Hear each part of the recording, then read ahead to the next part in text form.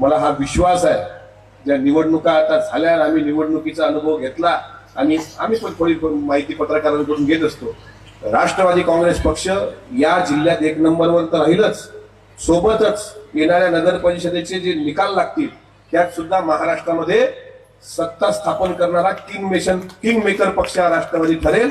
आणि तुमच्या सर्वांच्या जबाबदारीनं पत्रकारांच्या समोर सांगतो, line of the day, Ajitdada या महाराष्ट्राचे लवकरच मुख्यमंत्री होतील. Line of the day. आणि त्याचं कारण लाडक्या बहिणींचा आशीर्वाद, शेतकरी म्हणून असलेल्या लाडक्या भावांचा आशीर्वाद, पूर परिस्थितीमध्ये बाधित शेतकऱ्यांना केलेली मदत असेल.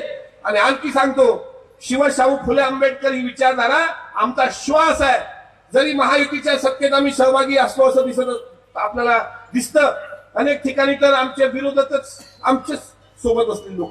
पण तुम्हाला मी सांगतो, इथे तेच आहे चित्र. आता प्रतापाणी साहेब बोलले म्हणजे अधिक त्यात खोलात जाणार नाही, पण एक तुम्हाला सांगतो, शिवशाहू फुले आंबेडकर, अण्णाभाऊ साठे, यशवंतराव चव्हाण साहेब, एपीजे अब्दुल कलाम आणि डॉक्टर मौलाना अबुल कलाम आझाद यांचा विचार, साने गुरुजी, विनोबा भावे, महात्मा गांधींचा विचार हा आमचा पक्षाचा विचार आहे. ती विचारधारा होती, आहे आणि शेवटपर्यंत राहणार, यात काही दुमत नाही.